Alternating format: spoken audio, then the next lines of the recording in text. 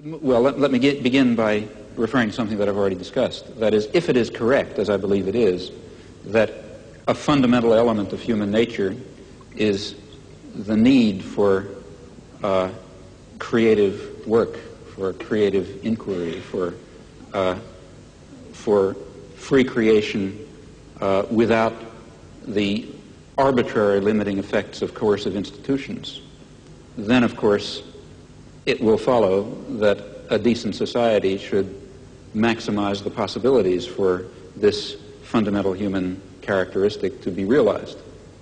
That means trying to overcome the elements of repression and oppression and destruction and coercion that exist in any existing society, ours, for example, as a historical residue.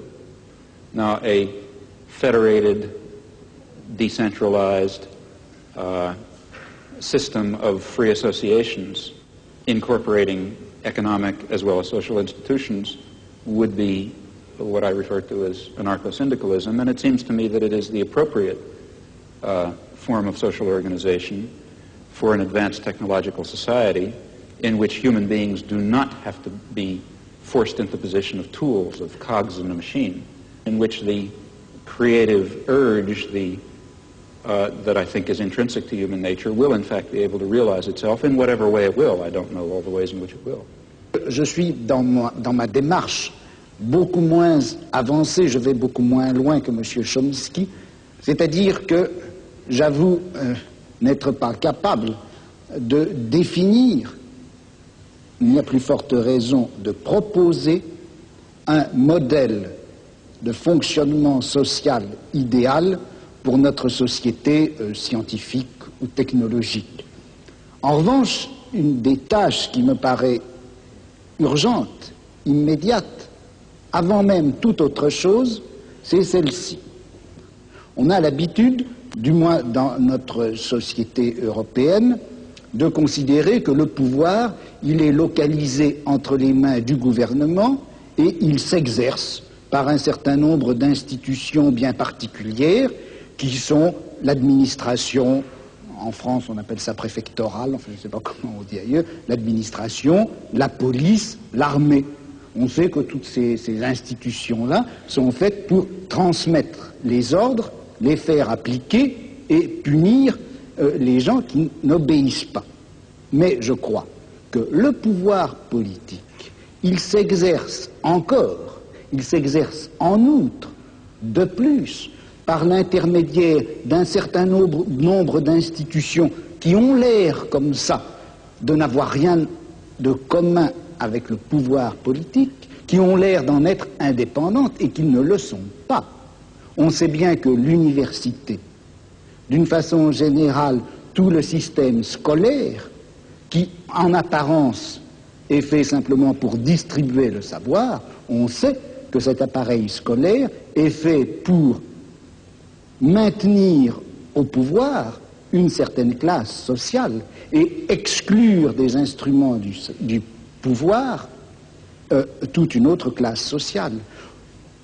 Quelque chose comme la psychiatrie, qui en apparence aussi n'est destinée qu'au bien de l'humanité et à la connaissance des psychiatres, la psychiatrie est encore une certaine manière de faire peser un pouvoir politique sur un groupe social. La justice également. Bon, et il me semble que la tâche politique actuelle dans une société comme la nôtre, c'est de critiquer le jeu des institutions apparemment les plus neutres et les plus indépendantes, de les critiquer, de l'attaquer de telle manière que la violence politique qui s'exerçait obscurément en eux surgisse et pour qu'on puisse lutter contre elle.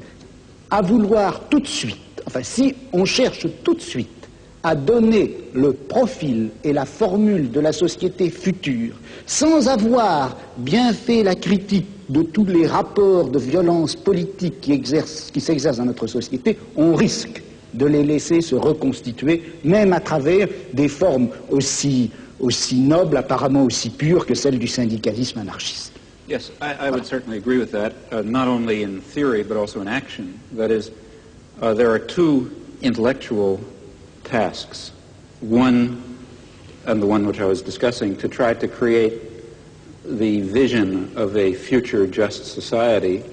Another task is to understand very clearly the nature of power and oppression and terror and destruction in our own society.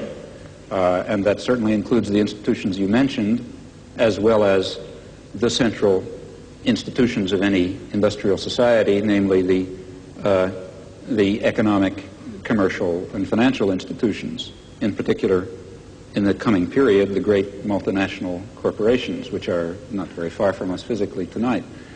Those are the basic institutions of oppression and coercion and autocratic rule that appear to be neutral. After all, they say, well, we're subject to the democracy of the marketplace.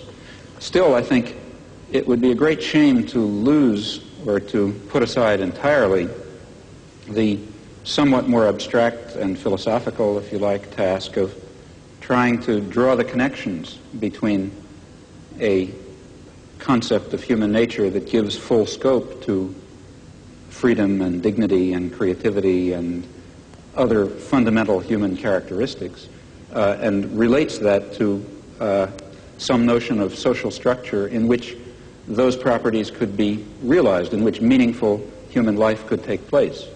And in fact, if we are thinking of social transformation or social revolution, though it would be absurd, of course, to try to draw out in detail the point that we're hoping to reach, still we should know something about where we think we're going.